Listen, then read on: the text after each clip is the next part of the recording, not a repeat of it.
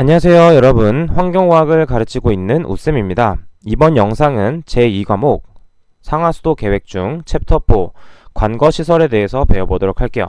자, 이 부분에 대해서는 계산 문제가 좀 많이 출제되기 때문에 조금 더 집중을 해서 봐주시면 되겠습니다. 자, 그럼 첫 번째 관거시설 중 관의 종류에 대해서 배워보도록 할게요. 자, 관의 종류는 장점과 단점에 대해 출제가 많이 되기 때문에 표를 통해서 한번 체크를 해보도록 하겠습니다. 자, 먼저 관관은 가공성이 좋고 충격에 강합니다. 그 다음에 라이닝의 종류가 풍부하다고 되어 있는데, 이때 라이닝이 무슨 뜻이냐면 내부를 코팅해서 관의 내식성을 증가시키는 것입니다. 따라서 이 관관은 부식이 잘 되는 것이기 때문에 전식에 대해서 고려를 많이 해줘야 되고, 내외의 방식면이 손상되면 부식되기가 쉽습니다. 따라서 라이닝의 종류가 풍부한 것이에요. 자, 그래서 두 번째인 스테인리스 관관을 보게 되면 내식성이 우수하다고 되어 있습니다. 자, 내식성이 우수하다는 것은 부식이 잘 되지 않는 것이기 때문에 라이닝이나 도장을 따로 할 필요가 없습니다. 왜냐하면 라이닝을 하는 이유는 방금 전에도 설명드렸다시피 부식을 방지하기 위해서 내부 코팅을 하는 것이기 때문에 이 스테인리스는 굳이 할 필요가 없어요. 자, 그리고 여러분들 주변에서 이런 금속들을 봤을 때 스테인리스는 어떤 합금의 종류 중 하나죠. 자, 그래서 이거는 부식이 잘 되지 않는 걸 볼 수가 있어요. 어렸을 때부터 보면. 자, 그래서 이때 단점을 보게 되면 이종 금속과의 절연 처리가 필요하다라고 되어 있는데, 이때 이종 금속은 또 무슨 뜻이냐면 말 그대로 두 개의 종류의 금속을 서로 접촉시키게 되면 부식 환경의 조건이 됐을 때 전위가 낮은 쪽의 금속이 양극으로 되어서 빠르게 부식하는 현상이다 라는 거 정도만 알고 계시면 되고, 그냥 이런 게 있구나 정도만 알고 계셔도 문제 푸는데 크게 지장이 없을 겁니다. 자, 그 다음 마지막에 나와 있는 경질 염화 비닐관 PVC에 대해서는 다른 관들보다도 많이 출제가 되기 때문에 조금 더 신경을 써서 외워주시는 게 중요합니다. 자, PVC는 다른 것들과 다르게 산알칼리성에 대한 내식성이 많이 크고 내면조도의 변화가 크지 않습니다. 자, 근데 중요한 점은 PVC는 여러분들이 생각했을 때 그 플라스틱처럼 돼 있는 관을 생각해 주시면 돼요. 따라서 이것들은 온도의 영향을 많이 받기 때문에 저온 시 내충격성이 저하되며 자외선에 약합니다. 왜냐하면 이 PVC 관의 자외선이 많이 쐬어지게 되면 노화가 촉진돼서 손상이 되기 때문이죠. 자, 그 다음에 우측에 있는 핵심 키, 최소 광경에 대해서도 출제가 자주 되었기 때문에 같이 체크를 해서 암기를 해주시면 되겠습니다. 자, 계속해서 다음 페이지 보도록 할게요. 다음 페이지 보도록 하겠습니다. 자, 두 번째, 관거의 단면의 종류 및 특성에 대해서 나와 있어요. 자, 이 관거 단면의 종류 및 특성은 출제가 아주 자주 됐었기 때문에 여러분들이 체크를 해주셔서 암기를 해주셔야 됩니다. 자, 이것들은 모양을 생각해 주시면 되는데, 원형은 말 그대로 원 모양, 직사각형은 직사각형 모양, 말구평은 일단 아치형 모양, 계란형은 여러분들이 생각하는 계란 모양을 생각해 주시면 돼요. 자, 지금 원형관을 보게 되면 동그란 원이기 때문에 여러분들이 수리학적으로 계산하기가 간단합니다. 그래서 수리학적으로 유리하며 역학적으로 계산이 간단하게 되는 것이죠. 자, 단점으로는 공장 제품으로 접합부가 많아서 침투량이 많아질 우려가 있습니다. 왜냐하면 원형관은 한 번에 길게 만드는 것이 아니라 어느 정도 짧게 만들어서 현장에서 연결을 하게 됩니다. 그럼 그 접합부로부터 오수가 침투할 수 있는 것이죠. 자, 그 다음에 직사각형을 보게 되면 직사각형도 마찬가지로 우리가 사각형의 넓이는 구하기 쉽기 때문에 역학적으로 계산이 간단합니다. 하지만 지금 보게 되면 이렇게 아치형보다는 일자로 되어 있을 때는 힘을 더 견디기가 힘듭니다. 따라서 우리가 이제 아치형으로 만들게 되면 그 하중에 대한 힘을 버틸 수가 있는데, 이 직사각형은 아치 모양이 아니기 때문에 상부 하중에 대해서 매우 불안정한 상태를 나타내게 돼요. 자, 그 다음에 말구평은 말 그대로 말구평 모양의 관인데, 이것도 마찬가지로 위에가 아치이기 때문에 상부 하중에 대해서는 안정하지만 단면 형상이 복잡하기 때문에 시공성이 열악합니다. 자, 이건 책에 다 나와 있습니다. 자, 마지막으로 계란형. 계란형은 딱 봐도 만들기 어렵게 생겼죠. 그렇죠? 모양도 특이하게 생겼고, 그렇기 때문에 제조비가 많이 증가되게 되고, 그 다음에 원형과 계란형은 이렇게 놓게 되면 그냥 땅속에 설치를 하게 되면 굴러다닐 수도 있기 때문에 이렇게 받침을 설치하는 게 중요합니다. 그래서 추가적인 시공비도 발생한다는 것을 알 수가 있어요. 자, 그 다음에 이때 계란형을 사용하는 이유는 하수, 오수의 양이 매우 적을 때 원형거에 비해서 수리학적으로 유리합니다. 왜냐하면 같은 양이 존재할 때 원형이나 직사각형 그리고 말구평에는 더 수위가 낮아집니다. 수위가 낮아지게 되면 유속이 매우 느려지기 때문에 이게 처리하기가 많이 어려워져요. 그 다음에 침전이 될 수도 있기 때문에 유량이 적은 경우에는 계란형을 사용하는 것이 좀 유리합니다. 자, 따라서 밑에 있는 표들의 장점과 단점을 정리해서 암기를 해주시는 게 중요합니다. 자, 그 다음 우측에 있는 핵심 키, 관 두께 계산 공식이 나와 있습니다. 자, 이것은 자주 출제되기도 하지만 이것은 이제 어떤 식으로 암기를 해주면 되냐면 각각의 인자들은 어떻게 작용을 하는가를 보도록 하겠습니다. 자, 관의 두께가 두꺼워지려면 잘 생각해보면 내압이라 하는 것은 안쪽에서 바깥쪽으로 발생하는 힘입니다. 안쪽에서 바깥쪽으로 작용하는 힘인데 당연히 이 내압이 커질수록 관 두께는 두꺼워야지 그 수압을 버틸 수가 있겠죠. 자, 그 다음에 내경이라 함은 이때 여기 사이에 있는 관의 두께입니다. 이때 이것을 내경이라고 합니다. 내경.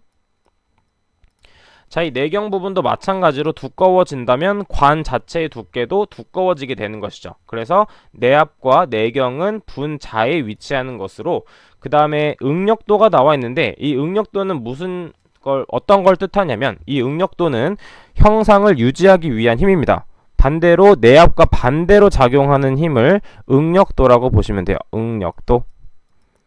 따라서 이 응력도가 클수록 관두께는 얇아도 된다는 것이므로 응력도는 분모에 위치하게 됩니다.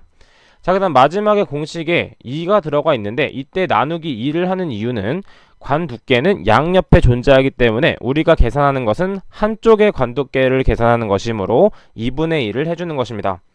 무작정 외우는 것보다는 이렇게 돼서 이런 공식이 되는구나 라고 암기를 해주시면 더 기억에도 오래 남고 문제에도 적용하기도 쉽습니다. 자, 그 다음에 관두께 계산 공식에서 밑에 부분 경심 부분이 있습니다. 자, 이 경심 부분은 제가 이제 관거를 통해서 설명을 해드리도록 할게요. 자, 지금 관거에는 물이 가득 차서 흐르지 않는다고 가정을 하고 이렇게 이 정도의 물이 차서 흐른다고 가정을 해보도록 하겠습니다.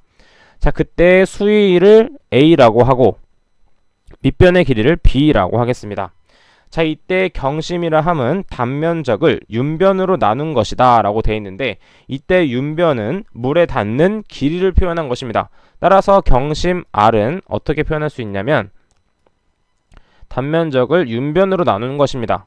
자, 이때 단면적은 밑변 곱하기 수위이기 때문에 A, B라고 표시할 수 있고 이때 윤변은 물에 닿는 길은 지금 A, 그 다음 B, 그 다음에 A입니다. 따라서 물에 닿는 윤변은 2A 플러스 B라고 나타낼 수가 있는 것이죠. 따라서 직사각형의 경심은 2A 플러스 B분의 AB라고 외워주시면 되는데 이런 걸 외울 때는 문자로 외우는 것보다는 그냥 한글로 외우는 게 더 편합니다.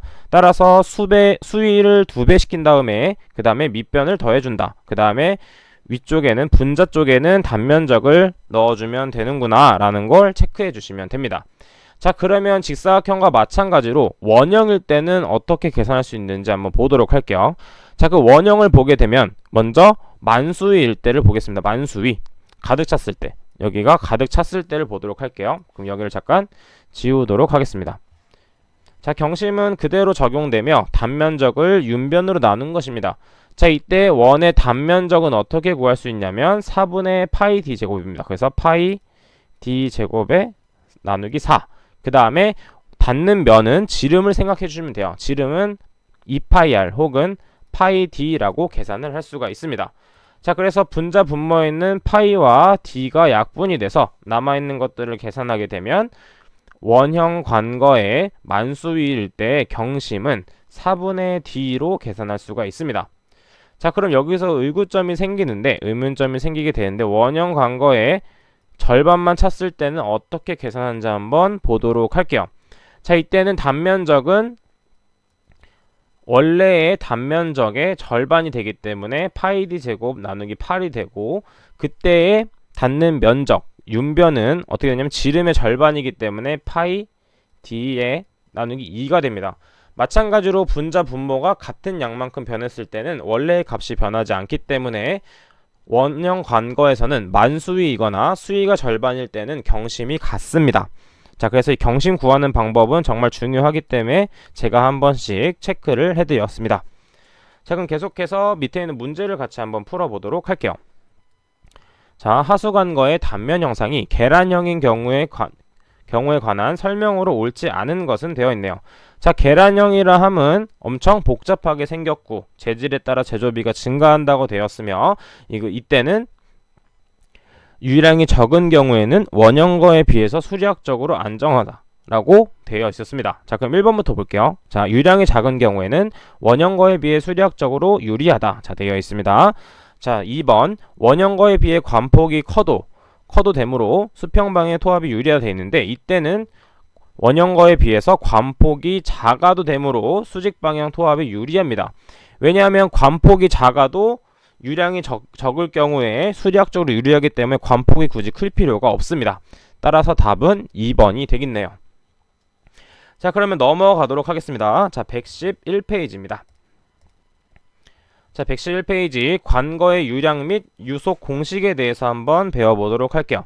자, 여기서 가장 많이 출제되는 것은 매닝의 유속 공식입니다. 자, 매닝의 유속 공식은 조도계수 분의 동수경사의 2분의 1제곱, 그 다음에 경심의 2분의 3제곱입니다. 자, 그래서 이것들은 그냥 1, 2, 3으로 가는구나 라고 체크를 하고 암기를 해주셔야 됩니다.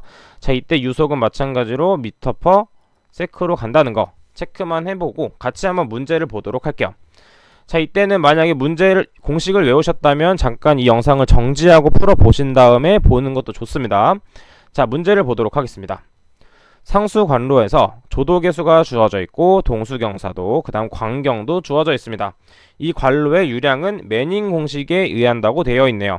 자, 매닝 공식은 이때 N은 조도계수, R은 경심, 그 다음에 I는 뭐였냐면 동수경사였습니다. 자, 동수경사는 주어져 있기 때문에 따로 계산할 필요가 없지만 이때는 경심이 주어져 있지 않았어요. 자, 경심은 지금 관경이 주어졌을 때는 원형 관거를 생각해 주시면 됩니다. 자, 원형 관거를 생각해 주면 되기 때문에 원형 관거의 경심은 4분의 D라고 제가 말씀을 드렸죠. 따라서 이때 D는 0.4m, 즉 400mm이기 때문에 경심은 0.1m가 됩니다. 자, 그 다음은 간단해요. 그대로 공식에 대입을 하시면 됩니다. 공식에 대입을 하게 되면 경심은 0.1, 그 다음에 동수경사는 100분의 1이기 때문에 0.01을 대입하게 되면 이때 유속은 1.5389m/s가 나오게 되죠. 자, 이때 중요한 것은 우리는 관로의 유량을 구하고 싶습니다. 이때 단위는 미터의 세제곱 퍼 미니트죠. 따라서 지금 유량을 구하기 위해서는 Q는 AV라는 식을 이용해서 풀 수가 있습니다. 자, 유량은 단면적 곱하기 유속으로 계산을 할 수가 있죠. 자, 수질환경 기사에서는 이 Q는 AV를 활용해서 계산하는 게 많이 나오기 때문에 반드시 암기를 해주셔야 됩니다. 자, 지금 우리는 유속은 매닝 공식에 의해서 구해졌기 때문에 단면적만 구해주면 되죠. 자, 이때 단면적은 원형 관거이기 때문에 4분의 파이 D 제곱을 대입해 주시면 됩니다. 자, 이때 우리는 미터 단위를 사용한 것이기 때문에 이때 D를 0.4m로 놓고 계산을 하게 되면 11.6m 세제곱 퍼 미니트가 나오게 됩니다. 자, 이때 주의할 점은 우리는 지금 속도가 세크 단위이기 때문에 이 세크 단위를 미니트 단위로 환산해 주는 것도 중요하죠. 자, 여러분들께서 직접 계산을 해 보시는 게 중요합니다. 자, 그리고 밑에 있는 케이지의 유속 공식, 하젠 윌리엄스 유속 공식은 잘 출제되지 않기 때문에 그냥 가볍게 한 번씩 읽어보고 넘어가 주시면 되겠습니다. 자, 그럼 해당 영상은 여기까지 하겠고요. 다음 영상으로 찾아뵙도록 하겠습니다. 감사합니다.